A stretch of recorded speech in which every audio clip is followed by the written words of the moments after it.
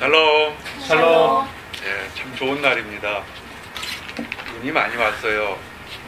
그래서 아침에 혹시 일찍 일어난 사람들 있는지 모르시겠지만 여명의 해가 막 뜰 때 눈이 덮여있는 그 주변 환경이 너무너무 아름다웠어요. 하여튼 눈이 와서 불편한 것도 있지만 또 좋은 것, 아름다운 걸 볼 수 있는 그런 시간도 주셔서 감사합니다. 오늘은 여러분들에게 긍휼, 자비하심에 대한 얘기를 나누길 원합니다. 영어로 mercy 또는 NIV 성경에는 sympathy라고 표현되는 것들이 자비 또는 한국말로 긍휼 다 같은 개념의 말입니다. 그래서 긍휼이 풍성하신 하나님에 대한 얘기를, mercy가 풍성하신 하나님에 대한 얘기를 여러분에게 증거하기를 원합니다. 유대인의 전설을 하나 소개하기를 원합니다. 유대인의 전설에 의하면 하나님을 창조하기 전에 그의 하나님 전에 보좌에 여러 명의 천사들이 있었다고 합니다. 이야기예요. 근데 그 천사들 중에서 정의의 천사가 하나님께서 우리의 형상을 닮은 사람을 짓겠다라고 이렇게 계획을 얘기하니까 그 정의의 천사가 말렸습니다. 하나님 안 됩니다. 사람을 만들면 안 됩니다. 사람을 만들게 되면 그가 다른 사람들에게도 모든 종류의 악을 행할 것이기 때문에 사람을 만들지 마십시오. 그리고 사람이라는 게 마음이 강팍하고 잔인해서 그 잔인함을 그 세상에 가득 부정직함으로 찰 겁니다. 사람을 만들지 마십시오. 라고 이렇게 그 정의의 천사가 얘기했습니다. 그랬더니 진리의 천사가 막 거드는 거예요. 맞습니다. 사람 만들지 마세요.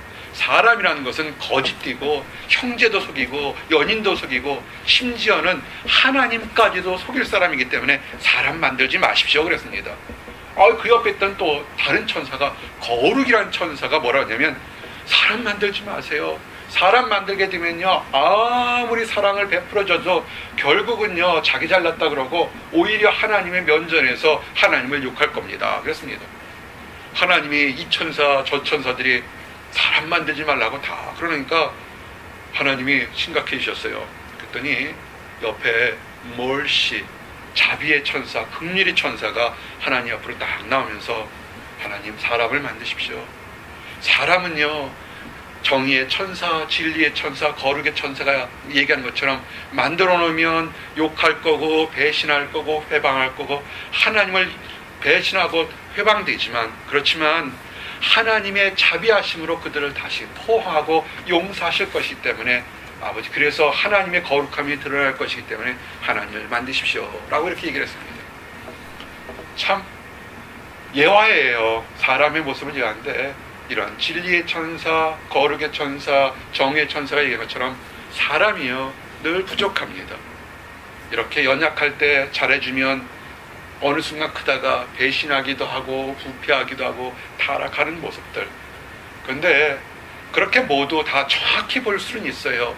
저 사람 부족하고 이 사람 부족하고 저 사람 안 됐다고 다 부족할 수 있지만 그렇게 공의롭고 정의롭고 아주 거룩하게 얘기할 수 있지만 하나가 더 부족한 것이 뭐냐면 그들을 감싸 줄 수 있는, 그들의 부끄러운 것까지를 그대로 포용해 줄 수 있는 그런 긍휼함이 우리에게 필요한 시대가 아닌가 싶습니다. 그래서 아마 이 유대의 전승에 이런 거룩의 이 긍휼에 대한 얘기가 있는 것 같습니다.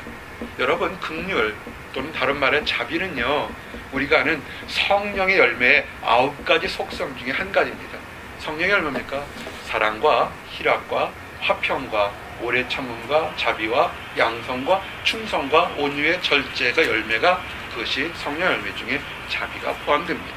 그래서 이 긍휼은 하나님의 긍휼, 이 성령의 열매는 하나님께 주신 거기 때문에 그 하나님의 인자하신 마음을 표현하는 것이 긍휼입니다.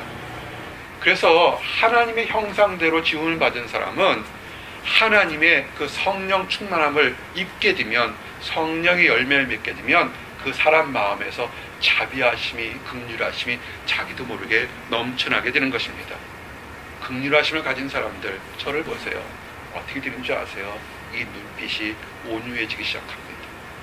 다른 사람들을 볼 때요 다른 사람들의 허물에 대해서 이야기하지 않습니다. 성령의 아무리 많은 다른 특성들을 가진다 할지라도 이 긍휼의 마음이 인색해진다면 저 사람은 뭐가 어떻고 저 사람은 뭐가 어떻고 저 사람은 뭐가 부족하고 진리대로 정의대로 얘기할 수 있어요. 틀린 것이 아닙니다. 한국 사람들은 틀렸네 맞았나 싸워서 자기가 맞으면 무조건 다 그것이 진리라고 얘기합니다. 맞아요. 진리일 수도 있어요.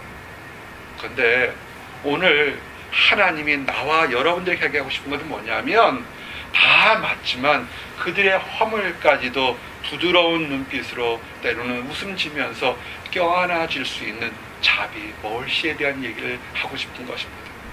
하나님의 형상을 닮은 사람들은 이 자비, 멀시, 긍휼을 가지게 된다는 것입니다. 성령 충만하게 되면 다른 희락과 화평도 있을지 모르겠지만 사물에 대해서, 자기 자신에 대해서, 타인에 대해서 멀시를 가질 수 있는 긍휼함을 가질 수 있는 것입니다.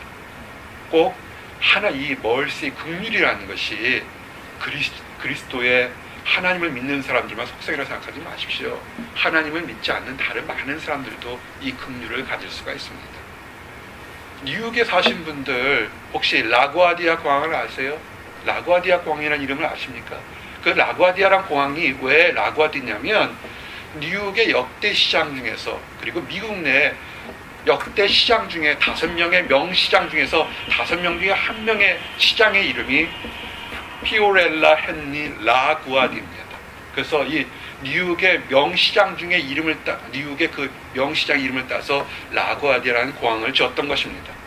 이 사람은 이 라구아디아 시장은 1934년에서 1945년에 공화당의 신봉으로서 미국 뉴욕 시장을 3번이나 한 사람입니다.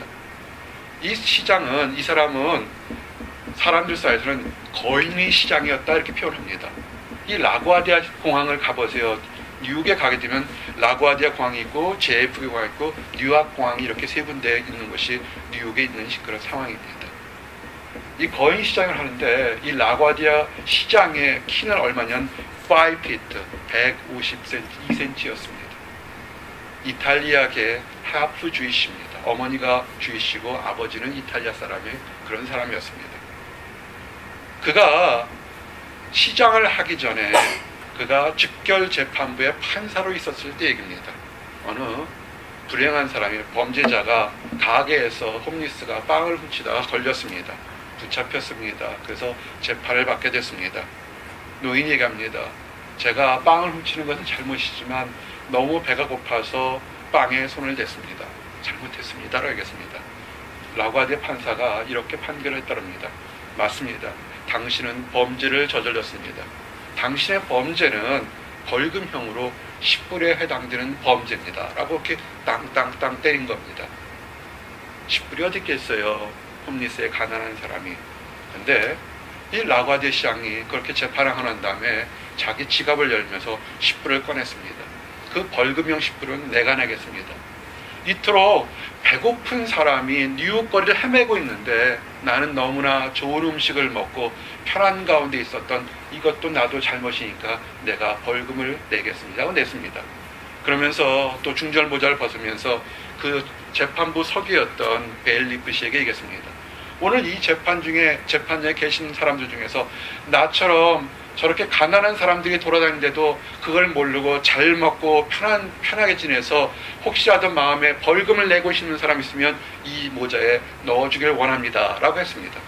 그래서 가난한 노인은 오히려 벌을 받지 않고 47불의 그 돈을 받고서 눈물을 흘리면서 재판장에 가졌다는 얘기입니다. 참 그 사람이 뉴욕의 시장 되기 전에 그리고 현재 여러분이 알고 있는 뉴욕의 그런 기초를 이 라구아디아 시장이 만들어 놨다는 겁니다. 그래서 마치 이 라구아디아 시장 같은 거 보면 야고보서 2장 13절처럼 긍휼을 행하지 아니한 자에게는 긍휼 없는 심판이 있으리라. 긍휼은 심판을 이기고 자랑하느니라. 아멘. 여러분 긍휼을 받기를 원하십니까? 멀시를 받기 원하면 다른 사람들의 부족한 것을 정확히 보고 얘기하는 그것을 자랑하지 마세요. 감싸주고 포용해주고 새로워질 수 있는 긍휼을 베풀어 주길 원합니다.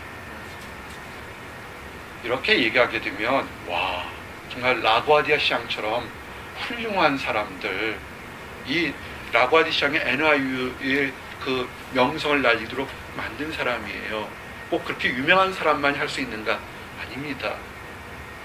내와 여러분이 할 수 있고요. 더 이름도 보잘것없는 사람이 하나님의 자비를 다른 사람들에게 부탁할 때 또 자비가 이루어질 수도 있는 겁니다. 프랑스의 황제 중에 유명한 황제가 나폴레옹이 있습니다. 나폴레옹 황제가 이렇게 병사들과 함께 아주 보무드당당하게 지나갈 때 한 꾀재재한 한 소녀가 달려와서 무릎을 꿇었습니다. 황제시여, 우리 아버지를 살려주십시오. 막 간절한 겁니다. 그래서 나폴레옹 황제가 가다가 이 소녀가 울부짖으니까 가던 길을 멈췄습니다. 그러면서 묻습니다. 무엇 때문에 너희 아버지를 살려달라고 그러냐? 그러니까 우리 아버지가 범죄를 해서 사형 선고를 받았습니다. 살려주십시오. 나폴레옹 황제가 어떤 사람입니까? 원칙대로 한 사람 아닙니까? 나폴레옹 황제가 그럽니다. 법을 어겨서 사형 선고까지 맞으면 그런 중지를 줬다면 그것은 어쩔 수가 없다. 법으로 봐서 그는 구할 수가 없다 그랬습니다. 소녀가 얘기합니다. 황제시여, 잘 알고 있습니다. 제가 지금 요구하는 것은 정의와 진리를 요구하는 것이 아니라 하나님께 주셨던 자비, 멀시를 탄원하는 것입니다 그랬습니다. 이 얘기를 듣고 침묵을 지키던 나폴레옹 황제가 정의로 진리로서는 그 아버지가 죽을 수밖에 없잖아요. 이렇게 얘기했답니다. 내 말이 옳다. 내 말을 따라서 아버지를 용서하니 돌아가라. 이렇게 얘기를 했다는 것입니다. 참 이게 우리에게 도전되는 얘기입니다. 신앙생활을 하면서 가까운 곳, 먼 곳 또는 여러분 자신에게, 여러분 가족들에게 부족한 사람들을 똑바로 볼 수 있습니다. 그 부족한 것을 뭐라고 얘기하기 전에 우리에게 또 하나 필요한 것, 정확히 보는 정의, 정확히 보는 진리가 필요한 것 전에 하나가 더 필요합니다. 멀시, 긍휼입니다. 오늘 얘기가 그겁니다. 오늘 여러분들에게 주셨던 이사야서 54장 1절에서 8절, 우리 10절까지 읽었던 이사야서 1장부터 10절까지 얘기가 긍휼에 대한, 멀시에 대한 얘기입니다. 오늘 본문의 배경은 바벨론의 포로 생활을 하고 있던 이스라엘 백성들의 얘기인 것입니다. 지금부터 2500년 전, 2600년 전 BC 586년경에 유다 백성들은 다 망했습니다. 하나님의 징계를 받아서 그들이 지금의 이라크, 바벨론 제국으로 끌려가게 되었습니다. 많은 사람들이 전쟁에 죽고 살아남은 사람들은 그들의 고국을 떠나서 울며 불며 끌려가서 지금의 바벨론 제국의 그 포로로 죄인으로 살고 있습니다. 나라가 망한 겁니다. 그럴 때 하나님은 그들이 망하고 심판받았지만 영원히 망하지 않고 이 망하는 것이 70년이 지나면 끝날 것이다. 70년 후에는 다시 너희들의 고국 이스라엘로 돌아가서 예전처럼 살게 될 것이다 라고 얘기한 것입니다. 지금의 형편은 암담하고 아무런 희망이 없지만, 그러나 내가 너희들을 향한 계획과 너희들에 대한 진노가 사라지고 나면 다시 원래 약속했던 고국 땅으로 돌아갈 것이다, 이렇게 얘기한 것입니다. 지금 한 세대가 40년, 이전에는 한 세대가 20년에 30년 그런 세대입니다. 70년은 어떤 세대입니까? 3대가 지나가는 그런 긴 세대입니다. 그런 긴 세대가 내가 아니라 나의 자손이 아니라 그 자손이 그 후에 일어날 얘기, 보이지 않는 눈에 보이는 이 산지가 아니라 눈에 보이지 않는 저 산지에 대했을 때 하나님께서 얘기하는 것입니다. 그때 얘기가 오늘 읽었던 1절입니다. 잉태하지 못하여 출산하지 못한 너는 노래할지어다. 산부를 겪지 못한 너는 외쳐 노래할지어다. 이는 홀로 된 여인의 자식이 남편 있는 자의 자식보다 많음이라 여호와께서 말씀하셨느니라. 아멘. 이스라엘이 포로 생활할 때 그 어려움을 세 가지 여인으로 이렇게 표현했습니다. 한국에서 즐겨 쓰는 이런 단어가 있어요. 삼중고라는 거 들었습니까? 한 가지 어려운 것도 아니고 두 가지 어려운 것, 세 가지는 삼중고의 어려움을 겪고 있는 것입니다. 혹시 여러분의 삶에서 지금 마음적으로, 법률적으로, 환경적으로 또는 다른 이성적으로 여러 가지 다중의 삼중고 이상의 어려움을 겪고 있는 사람들, 그런 사람들, 여러분이 잘 돼서도 여러분의 가족이, 여러분의 형제, 자매가 힘든 그런 교회 문제가 힘들었을 때 그런 삼중고에 있는 사람들에게 오늘 하나님께서 전해주는 얘기가 똑같습니다. 이 1절에서는 3명의 다른 여인들이 표현됩니다. 보니까 첫째가 잉태하지 못하는 여인이요, 둘째는 아이는 가졌는데 생산하지 못하는, 출산하지 못하는 여인이고, 세 번째는 산고조차를 겪지 못하는 여인이란 것입니다. 생산하지 못하는 여인이 무엇을 뜻하는 것입니까? 아이를 근본적으로, 이런 생리적으로 아이를 갖지 못하는 여인입니다. 산고를 겪지 못하는 여인, 아이를 가졌지만 고통이 없으니까 낳을 때 아이를 낳는데 이게 아이를 낳는 건지 뭔지 아무것도 알 수 없는, 마치 소화불량인지 알 수 없는 그런 상태인 것입니다. 임신하지 못하는 여인, 산고를 겪지 못한 여인이, 그 다음에 이런 여인들이 어떻게 힘들어하고 어떻게 노래할 수 있습니까? 그런데 성경은 이렇게 힘들고 어려운 사람이 뭐라 하냐면 노래하라 그러는 것입니다. 어떻게 노래할까요? 지금 이리 봐도 저리 봐도 힘들고 어려운데 하나님은 탄식하고 나를 도와주세요가 아니라 오히려 찬양하라는 얘기를 하는 것입니다. 지금하고는 개념이 좀 달라요. 하나님이 그 당시 사람들에게, 3000년 전 사람들에게 이렇게 눈높이에 맞춰 산 게 뭐냐면, 그 당시 여인들에게서 가장 힘든 게 뭐냐면 자녀를 낳지 못하는 것입니다. 여성의 인권이 굉장히 연약한 시절이었고 나빴던 시절에서 여인이 대접받을 수 있는 게 뭐냐면 자녀, 특별히 아들을 낳아야 되는 것이었는데, 아이를 낳지 못하는 여인은 이거는 저주받은 여인과 똑같은 그런 상황과 똑같은 것입니다. 그래서 그 당시 여인들은 어떻게 하든지 결혼해서, 어떻게 하든지 결혼하면 아이를 낳으려고 정말 무슨 수단을 써서라도 아이를 낳으려고 노력을 했던 것입니다. 성경의 유명한 여인들 중에서 라헬 있지 않습니까? 이스라엘 야곱에게서 아이를 낳게 해달라고, 때로는 나에게 아이를 낳게 해주지 않으면 나는 죽어버리겠다 땡깡을 칠 정도로 정말로 잔해에 인색했습니다. 사무엘 낳은 어머니 한나는 어떻습니까? 남편이 엄청나게 사랑했어요. 그렇지만 자녀가 없기 때문에 그가 힘들어서 늘 슬피 울고 지냈다고요. 현재 이스라엘이 이런 것입니다. 마치 남편에게 있지만 자녀를 못 낳고, 남편이 있었지만 남편에게 버림받았으니 어서 아이를 낳겠어요. 그렇게 힘든 상황이었던 것입니다.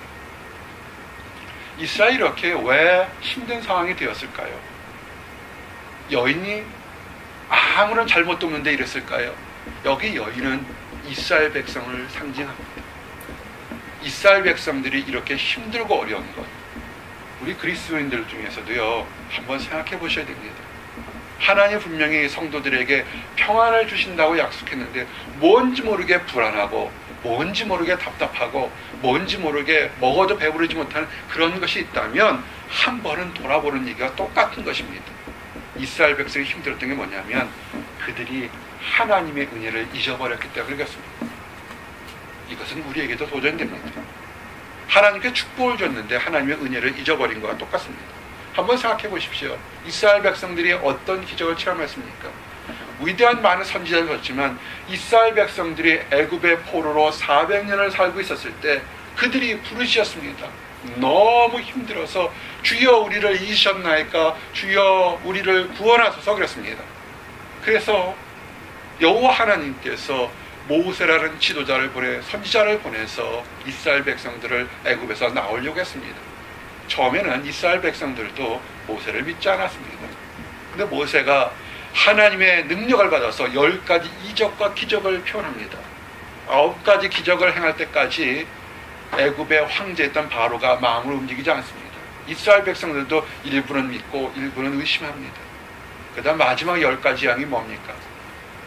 애굽이란 이집트란 땅덩이에선 모든 첫 번째 낳은 사람들은 다 죽을 것이다. 선택적으로 죽을 것이라는 것을 얘기를 하는 것입니다. 이것은 하나님만이 할 수 있는 것입니다. 그러면서 얘기를 합니다. 누구든지 문지방과 좌우에 양의 피를 취하게 되면 내가 그 피를 보고서 내가 지나가겠다. 6월절의 역사가 일어나게 됩니다. 그래서 이스라엘 백성들은 이제 그들도 9가지의 이적과 기적을 체험해서 여호와 하나님이 역사를 놓고서는 그들이 모여서 함께 집안에 모여 있어서 문지방과 좌우에 양을 잡아 피를 취합니다. 또한 애굽의 사람들도 또는 다른 이방 사람들도 그 기적에 놀랐던 사람들은 이스라엘 백성들 하는 것처럼 양의 피를 취한 사람도 있습니다. 아니면 그 이스라엘 백성들 속에 묻어든 사람들도 있습니다. 그래서 어떻게 됐습니까? 애굽의 모든 피를 칠하지 않고 하나님이 어디 있었던 사람들은 그날 애굽에서 가장 큰 통고난처럼 모든 첫 번째 장자들은 다 죽었습니다. 문지방과 좌우에 피를 칠했던 양의 피를 취했던 애는 살았습니다. 한번 생각해 보세요. 이때 양의 피가 그 당시 슈퍼마켓에서 사왔겠습니까? 아니에요. 하나님은 양을 잡으라고 그랬다고요. 너희들이 죽어야 되는데 죽어야 되는 것처럼 양을 잡아서 피를 발랐다고요. 양이 한두 마리 잡았을까요? 이스라엘 백성들이 수가 수백만이 되니까 적어도 수십만의 양이 죽는 그런 일들이 있을 거라고요. 모든 사람들이 그 가족에서 한 마리씩만 잡아도 가족에 포함된 사람들이 그날은 양을 잡아서 피 흘림의 역사가 양들의 울부짖음에 있는 역사 속에서 우리가 죽지 않고 살았다는 것을 기억하고 있었을 거라고요. 광야에서는 어떻습니까? 광야 40년 동안 만나와 메추라기를 먹고 옷이 헤어지지 않은 역사를 봤고요. 그들이 광야로 들어오지 않겠습니까? 바로의 군사들이 바로가 노해서 모든 애굽의 병사들 빨른 전차를 다 데리고 죽이겠다 덤벼들 때 불과 구름은 그들을 막고 먼저 홍해를 마른 땅처럼 건너가게 한 다음에 그들을 쫓아왔던 이건 자연현상이다. 우리도 건너갈 수 있다 쫓아왔던 애굽의 병사들을 어떻게 선택적으로 다 멸절시키지 않았습니까? 그런데 그들이 가나안 땅 들어가서 잊어버렸습니다. 가나안 땅 들어가니까 젖과 꿀이 흐르는 풍성한 땅이었습니다. 이방 여인들을 보았고 이방 신들을 보았고 편한 걸 봤습니다. 잊어버리기 시작했습니다. 음탕해지기 시작했고 타락하기 시작했습니다. 그래서 그들이 범죄하기 시작했습니다. 범죄한 것 중에서 뭐냐면 하나님과 관계가 점점 멀어지는 쪽으로 간 것입니다. 처음에는 조금 멀어졌지만 나중에는 완전히 하나님을 배도하는 그런 쪽으로 타락한 것입니다. 하나님이 그랬다고 그 죄를 심판했나요? 아닙니다. 수많은 하나님의 종들을 보내서 돌이키라 회개하라 했지만 그들이 회개하지 않았습니다. 크고 작은 환난을 주었고 크고 작은 환난도 이겨내는 것이 하나님의 기적적인 방법으로 보내주셨지만 그들은 결코 돌아서지 않았습니다. 마지막 수단이 뭡니까? 그 나라를 없애버리는 겁니다. 가나안 땅에 있었던 이스라엘한 역사의 흔적을 완전히 지워버렸습니다. 이방인 바벨론을 들여서 이스라엘 역사를 없애버렸습니다. 눈물의 선지자는 에레미야가 외칩니다.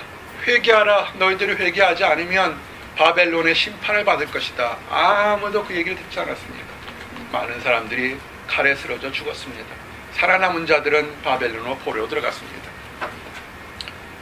그들이 이렇게 삼중고 사중고의 어려움을 겪게 된 것이 뭐냐면 한 가지입니다.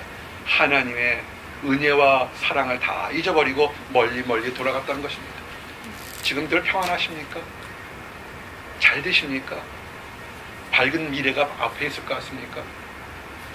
그런데 하나 꼭 주의해야 될 것이 그 세상적으로 화려한 것, 직장이든 다른 것들이 화려한 것들이 나에게 은혜를 주었던 내가 죄인 되었을 때 하나님을 알게 하고 구원의 확실을 경험하고 하나님을 찬양했던 그 믿음에 들었던 것에서 멀어지는 쪽으로 가는 쪽이 된다면 과거에 이스라엘 백성들을 심판했던 하나님이 나와 여러분도 또 심판하실 거라는 것을 아셔야 합니다. 이것은 무서운 얘기입니다. 그런데 공의와 정의로 하신다면 이스라엘을 땅에서 없앤 것처럼 우리의 백성들도 그렇게 없앨 것입니다. 근데 하나님께서 긍휼히 계셨습니다. 그들을 심판하시지만 영원히 버리지 않기로 작정하셨습니다. 그래서 그들에게 완전히 멸망시키지 않고 힘들고 어려운 과정을 통해서 내가 어디에서 떨어졌는지, 내가 어디에서 타락했는지, 내가 어디서 뒤돌아섰는지를 돌아보고 회개하고 다시 앞으로 나올 수 있는 기회를 주신 것입니다. 그것이 포로 생활 70년이지만 그 과정, 말도 하기 힘든 과정에서 돌아오도록 얘기한 것입니다. 그래서 회개하는 사람들, 자복한 사람들, 거기에 선하게 어려운 일을 겪는 사람들에게, 그 사람들에게 소망을 준 것입니다. 슬퍼하지 말라는 겁니다. 내가 너를 미워서 심판한 것이 아니라 너를 사랑하기 때문에 어려움을 주고 어려움을 통해서 새롭게 하나님 곁으로 나오게 한 것이니까 낙심하지 말라는 것입니다. 그래서 지금은 과부인 것처럼, 과부가 무슨 자녀가 있겠어요? 아무 자녀가 없이 나는 아무것도 없다고 한 사람이 다른 사람들보다 자녀를 낳은 사람보다 더 윤택해지고 더 많은 자녀와 더 많은 칭찬과 인정을 받게 하겠다는 것입니다. 이것은 예언이었지만 이 예언은 이루어졌습니다. 우리는 이것이 지금 아주 아무렇지 않게 받아들여집니다. 한번 여러분이 지금부터 2500년 전 이스라엘의 포로로 잡혀간 사람들의 심정을 한번 돌아보시기 바랍니다. 강했습니다. 바벨론의 제국이, 바벨론의 신하들이 와가지고 이스라엘의 솔로몬의 성전의 화려함을 보고 돌아가면서 그럴 정도로 강했던 나라가 하루아침에 나라와 성전은 완전히 사라지고, 그 이후에 바벨론의 침공으로 솔로몬의 성전은 역사 속에서 완전히 사라져버렸습니다. 우리가 알고 있는 법궤는 그 이후로 완전히 사라져버린 겁니다. 나라가 없어졌습니다. 소수의 사람들만이 살아남았습니다. 그럴 때 하나님께서 그 자녀들을 바닷가의 모래알처럼 많아지도록 하겠다는 겁니다. 어떻게 됐습니까? 하나님은 그 약속을 지켰고 바닷가의 모래알처럼 이스라엘 백성들을 부흥시켰고, 현재 우리가 이스라엘 역사 세계사에서 이스라엘이라는 나라가 아직도 버티는 것처럼 이스라엘에 대한 나라가 그대로 있는 것입니다. 갈라디아서 4장 25절에 28절에 보면 이렇게 됐습니다. 이 하갈은 아라비아에 있는 시내산으로 지금 있는 예루살렘 같은 것이니 그가 그 자녀들과 더불어 종노릇하고, 오직 위에 있는 예루살렘은 자유자니 곧 우리 어머니라. 기록된 바 잉태하지 못한 자여 즐거워라. 산고를 모르는 자여 소리질러 외치라. 이는 홀로 사는 자의 자녀가 남편이 있는 자의 자녀보다 많음이라 하였으니 형제들아, 너희는 이삭과 같이 약속의 자녀라. 아멘. 아브라함이 하갈과 이스마엘과 이삭을 뒀습니다. 이스마엘의 자녀지만 영적인 자녀가 아니고 약속의 자녀가 아닙니다. 이삭이 약속의 자녀입니다. 어려 보입니다. 우리가 세상 성도들, 크리스찬들이 내가 편하고 내가 필요하고 내가 갈급해서 약속받지 않은 다른 땅에 가서 풍성에 누릴 것 같지만, 그리고 기다리고 인내해서 하나님의 소망을 둬서 거룩한 모습을 가는 것이 남들 보기에는 바보 같고 어리석은 것 같지만, 아무것도 없는 것 같지만, 그러나 실질은 그것이 참된 하나님의 자녀 이삭을 기다린 것과 똑같다는 것입니다. 정말 우리가 심각하게 생각해 봐야 됩니다. 이 배경을 모르고 그냥 2절처럼 내 장막터를 넓히며 내 처소 휘장을 아끼지 말고 널리 펴되 너희 줄을 길게 하며 너희 말뚝을 견고히 하라. 아멘. 마치 그냥 뭐든지 하나님 안에서 기도하면 형통할 것이다, 이런 식으로 내가 필요한 것들, 나의 물질이 채워줄 것이며 나의 욕심이 채워줄 것이며 나의 탐욕이 채워줄 것 같은 그런 것들로 해석할 수 있는 내 장막들을 넓게 펴란 그런 뜻은 아닙니다. 내가 어디서부터 떨어졌는지, 내가 지금 어디에 있는지, 내가 지금 어디로 가고 있는지를 안 다음에 장막들을 넓히라는 것입니다. 이 고대 근동에서 융화문제 쓸 때 장막은 말뚝이라는 게 없어서 가운데 지방을 놓고 이 텐트를 이렇게 칠 수도 있고 이렇게 칠 수도 있고 이렇게 넓게 칠 수도 있는 것입니다. 그들의 필요에 따라서 사람이 적으면 좁게 치고 많으면 넓게 칠 수 있는 것입니다. 이스라엘 백성들을 생각해 보십시오. 포로라고 멋지게 썼지만 거기서 1등 시민도 아니고 2등 시민도 아니고 3등 시민으로 열등하게 살아가는 그런 사람들 아니겠습니까? 마음이 어땠습니까? 오그러지고 쪼그러들고 냉철해지고 누가 툭 치기만 하면 짜증낼 정도로 힘들었을 것입니다. 또 연약한 사람은 자기 연민하고 신세 타령하고 나는 왜 이렇게 살까 그렇게 살고 있었을 겁니다. 근데 하나님은 그런 비참한 마음으로 살지 말고 희망을 두라는 겁니다. 하나님이 너희들이 어디서 잘못된지를 깨달았다면 이제는 비참한 마음 가지 말고 낙심한 마음 가지 말고 연약한 마음 가지 말고 비전을 크게 가지라는 것입니다. 왜냐하면 하나님은 잘못을 알고 있는 사람, 회개하는 사람을 책망하지 않습니다. 회개하는 사람들에게 새롭게 살 기회를 주신다는 것입니다. 그러면서 뭐라 습니까? 장막을 넓히면 내가 너에게 큰 것을 주겠다는 것입니다. 이사야서 49장 18절 20절 보니까 네 눈을 들어 사방을 보라. 그들이 다 모여 내게로 오느니라. 나 여호와가 이르노라. 내가 나의 삶으로 맹세하노니 네가 반드시 그 모든 무리를 장식처럼 몸에 차며 그것을 띠기를 신부처럼 할 것이라. 이는 네가 황폐하고 적막한 곳들과 내 파멸을 당하였던 땅이 이제는 주민이 많아 좁게 될 것이며 너를 삼켰던 자들이 멀리 떠날 것이라. 자식을 잃었을 때 낳은 자녀가 후일에 네 귀에 말하기를 이곳이 내게 좁으니 넓혀서 내가 거주하게 하라 하리라. 아멘. 여러분의 심정이 여러분의 환경이 지금 망한 것처럼 황폐한 것처럼 보입니까?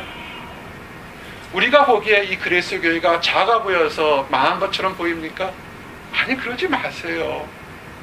하나님 안에서 내가 어디에 있는지, 하나님이 내가 왜 이런 시험과 이런 환난과 연단을 주면서도 하나님께 올바로 살려는 마음이 준다면 이 자리가 넓어지고 올바르게 클 거라고 보는 것입니다. 현대교회가 약해지는 것이 무엇입니까? 그저 넓어지고 많아지고 채우면 하나님의 부흥이라 생각하지 마시기 바랍니다.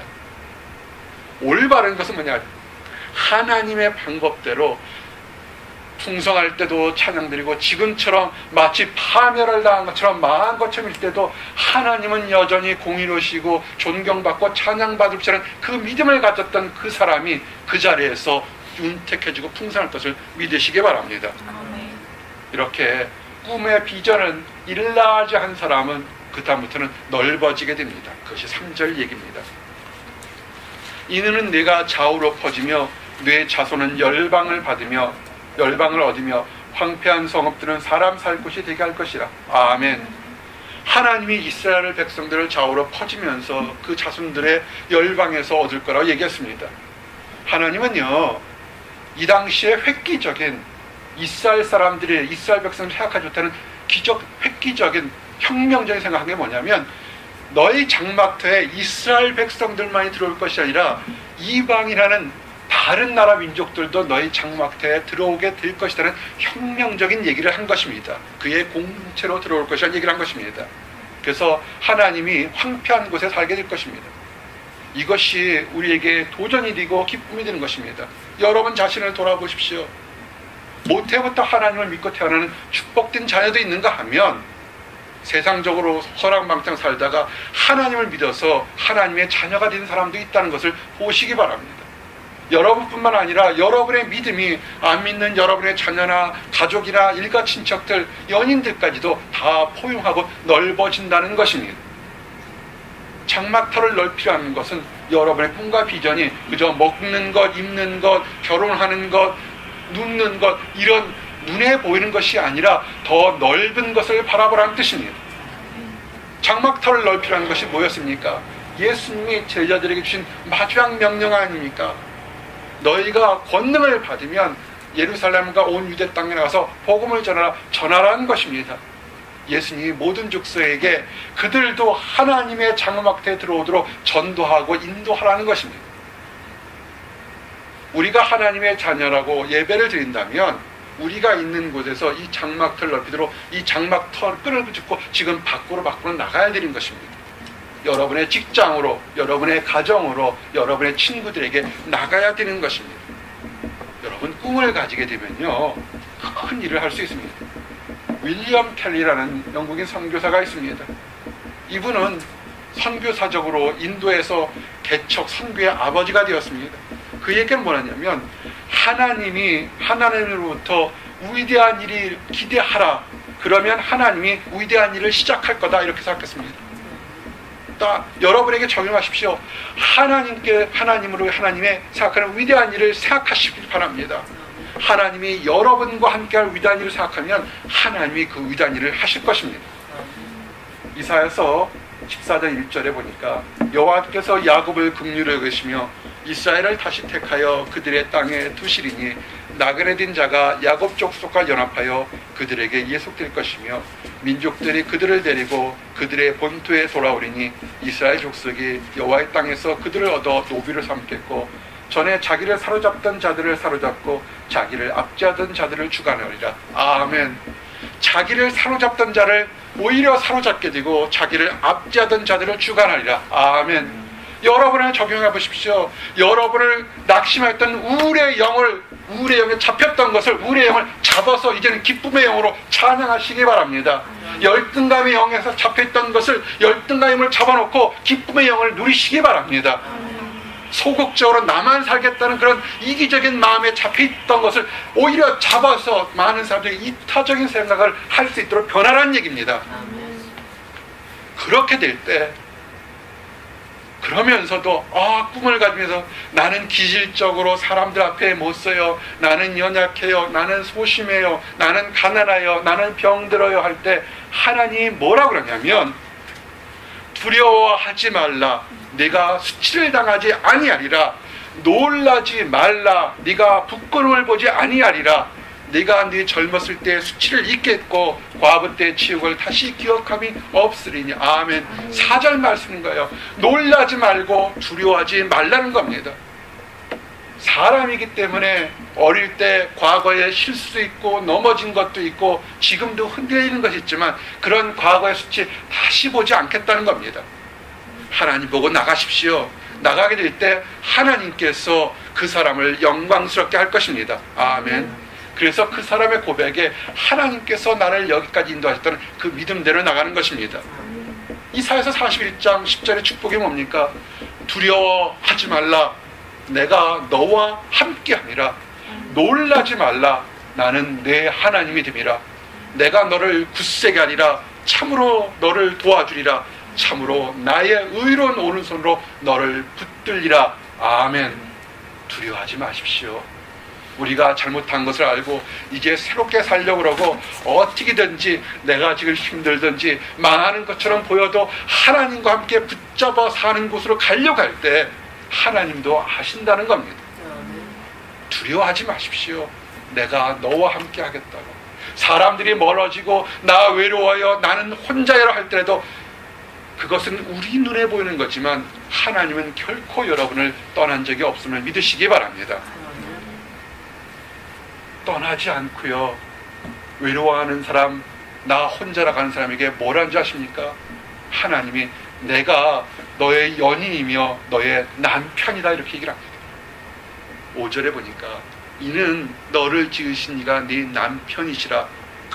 그의 이름은 만군의 여호와이시며 네 구속자는 이스라엘의 거룩한 이시라. 그는 온 땅의 하나님이라 일컬음을 받을 것이라. 아멘. 여러분의 연인이 누구라고요? 하나님이라고요. 여러분은 하나님의 신부인 것을 믿으시기 바랍니다. 세상적으로 멋있는 사람, 잘 사는 사람, 멋진 사람을 연애할 때 선호합니다. 아무리 믿음 좋아도요, 그거 안 보고 좀 키가 훤칠하고 잘생긴 사람 봅니다. 참 낙심스러운 얘기들이에요. 그러지 마세요. 하나님께서 유형 보지 않고 어떤 환경에서 살아가는 하나님 보고 그런 사람 보시기 바랍니다. 그런데요, 여기서 성경에 나오는 그 당시 이스라엘 백성들은 어떻게 하냐면 아주 못된 사람들입니다. 얼마나 못됐냐면 바람 피우다 잡힌 그런 아내, 부정한 아내로 이렇게 표현합니다. 바람 피워서 다른 서방들이어서 딴짓하다가 들켜서 버림받은 그런 여인인데 이 남편이 얼마나 마음이 좋냐면 그렇게 더럽고 나쁜 짓 한 그 여인이 나가서 힘들고 어려우니까 아이고 그래도 그 남편하고 있을 때는 편했는데 내가 잘못했구나 하고 회개하면 그 회개한 그 버림받은 여인을 다시 포용해주는 그런 남편의 역할을 한다는 것입니다. 아내가 잘못했습니다. 아내가 잘못했는데요, 남편이 아내의 잘못한 것을 돈을 주고 배상하고 물질을 주어서 그 아내의 잘못한 것을 다 변사하고 돌아왔다는 것을 기억하시기 바랍니다. 예레미야서 3장 14절 보니까 여호와의 말씀이니라 배역한 자식들아 돌아오라 나는 너의 남편임이니라 내가 너희를 성읍에서 하나와 족속 중에서 둘을 택하여 너희를 시온으로 데려오겠고 내가 또 내 마음에 합한 목자들을 너희에게 주리니 그들이 지식과 명철로 너희를 양육하리라. 아멘. 돌아오십시오. 여러분이 혹시라도 힘들고 어렵고 하나님께서 멀리 향한 쪽으로 갔다면 돌아오십시오. 여러분의 주변에 여러분의 가족들이 하나님께서 부르시는 곳에서 반대로 간다면 그들을 돌아오라고 얘기하시기 바랍니다. 부족하더라도 돌아오면, 연약하더라도 돌아오면 하나님께서 하나님의 마음에 합한 목자들을 미리 예배해서 영적으로 환경적으로 가르쳐줘서 그들의 하나님의 아는 지식이 자라고 명철이 자라도록 인도하도록 이미 예배해놨다는 것입니다. 하나님이 얼마나 성도들을 사랑하며 간절해하냐면요, 호세아서 2장 19절 20절 보니까 이렇게 연애 편지를 쓰셨어요. 내가 내게 장가들어 영원히 살되 공의와 정의와 은총과 긍휼의 여김으로 내게 장가들며 진실함으로 내가 장가들리니 네가 여호와를 알리라. 아멘. 연애 편지 이렇게 좀 쓸 수 있으면 좋겠어요. 내가 진실함으로 당신과 함께 결혼하기를 원합니다 라고 쓸 수 있는 그런 멋진 사람들, 멋진 커플들이 좀 많았으면 좋겠습니다. 그런데 이 하나님이 이렇게 사랑한다는 것이 우리가 보는 유대인들만이 선택하겠습니까? 그렇지 않습니다. 유대인들만 선택한 것이 아니라 유대인들이 생각해서 봤을 이방이라는 전 세계 다른 사람들도 똑같이 택했다는 것을 기억하시기 바랍니다. 로마서 3장 29절에 하나님은 다만 유대인의 하나님이시냐 또한 이방인의 하나님은 아니시냐 진실도 이방인의 하나님도 되시느니라. 아멘. 이것이 우리에게 위로와 소망이 되는 것입니다. 6절에 보니까 여호와께서 너를 부르시되 마치 버림을 받아 마음에 근심하는 아내 곧 어릴 때 아내가 되었다가 버림을 받은 자에게 함과 같이 하실 것이라 네 하나님께서 말씀하시니라. 아멘. 하나님은 지금 잠시 동안 이스라엘 백성들을 버려놓은 것처럼 보였습니다. 버리셨습니다. 바벨이라는 곳에 버리셨습니다. 그렇지만 영원히 완전히 버리지 않고 잠시 버렸다가 그 버린 것 중에서 그들이 회개하고 새로 깨어들어서 다시 하나님 절에 들어오게 한다는 것입니다. 지금 하나님을 믿는다고 하는데 환경적으로, 마음적으로, 육체적으로 어려운 사람이 있습니까? 뭔가 하나님이 새롭게 하려고 그러는 것입니다. 뭔가 잘못된 거 지금 고치려고 하는 것입니다. 어떤 사람은 내가 뭔가 잘못해서 하나님은 나를 미워하셔, 하나님은 결코 나를 사랑하지 않으실 거야, 그렇게 생각하지 마십시오. 지금 뭔가 잘못 생각하고 뭔가 잘못 행동한 것을 고쳐서 새롭게 더 아름다운 면류관을 주려고 하는 것입니다. 이사야서 62장 3절에 4절 고침을 받게 되면 우리가 달라집니다. 너는 또 여호와의 손이 아름다운 관, 네 하나님의 손에 왕관이 될 것이라. 다시는 너를 버림받은 자라 부르지 아니하며 다시는 네 땅을 황무지라 부르지 아니하고 오직 너를 헵시바라 하며 네 땅을 뷸라라 하니 이는 여호와께서 너를 기뻐하실 것이며 네 땅이 결혼한 것처럼 될 것이라. 아멘. 돌아오십시오. 회개하십시오. 기다리십시오. 그러면 지금의 비천한 것, 연약한 것, 그 나빠진 모든 것이 다 바뀌어서 오히려 하나님이 신부에게 주는 왕관처럼 멋지게 변할 것이라고 약속했습니다. 하나님의 약속입니다.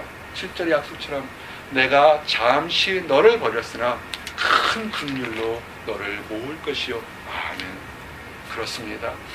하나님께서 우리를 부르시는 거, 다시 살아가고 다시 회복시키고 때로는 징벌도 하는 게 뭐냐면 그것이 하나님의 멀시가 있기 때문에 그렇습니다.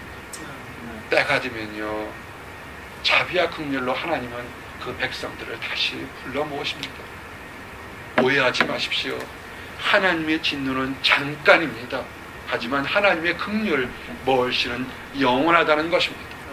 힘들고 어렵다고 내가 다른 것보다 안 되고 연약하다고 멀어져서 교회 필요 없어, 하나님 필요 없어, 하나님은 거짓말장이야, 이런 거 하지 마시고 다른 곳으로 나를 위로하고 내 육체를 위로하고 마음 편한 그 다른 곳으로 다른 박질하지 마시기 바랍니다.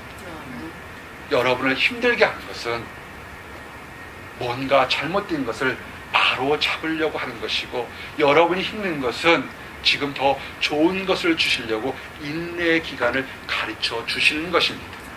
그래서 더 큰 긍휼을 얻게 하시는 것입니다. 시편 30편 4절 5절 보니까 주의 성도들아 여호와를 찬송하며 그의 거룩함을 기억하며 감사하라. 그의 노염은 잠깐이요 그의 은총은 평생이로다. 저녁에는 울음이 깃들일지라도 아침에는 기쁨이 오리로다. 아멘. 오늘 말씀의 처음에 찬양하라 노래하라 했던 얘기가 이제 이유가 나오는 겁니다. 하나님의 진노는 잠깐이요 하나님의 긍휼은 영원하다는 것입니다. 저녁에 울음이 깃들고 슬픔이 있다 할지라도 새롭게 뜨는 새 아침에는 기쁨을 주실 겁니다. 아멘. 그래서 오늘 약속의 말씀 8절이 뭐냐면 약속이 겁니다. 내가 넘치는 진노로 네 얼굴을 잠시 네게서 잠시 가렸으나 영원한 자비로 너를 긍휼히 여기리라.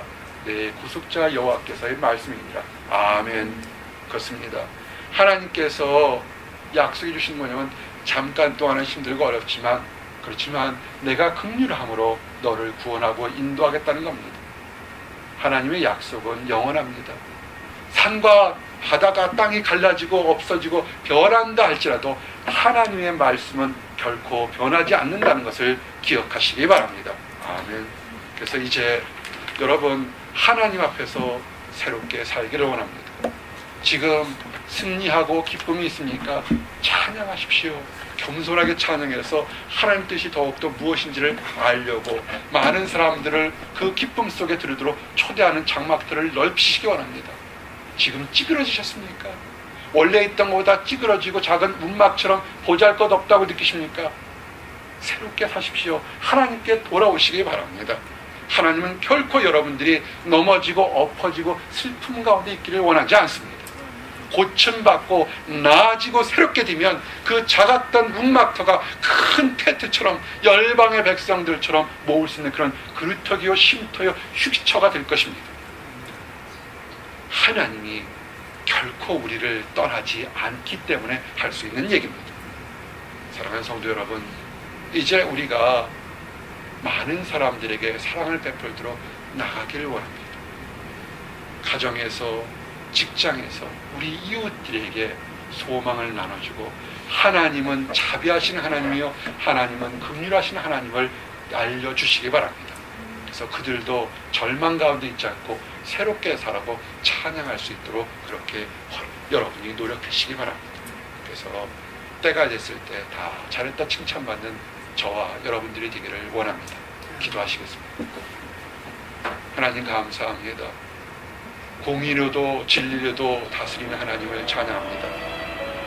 아버지, 그러나 어쩔 수 없는 연약함과 범죄함과 타락함으로 넘어졌을 때 공의와 진리로 우리를 구원하신 것이 아니라 그 모든 것 다 보시면서도 용서하시기 위해서 사랑하는 독자 예수 그리스도를 이 땅에 죽으러 보내셨던 하나님의 긍휼로 인하여 우리가 구원받은 것을 고백합니다.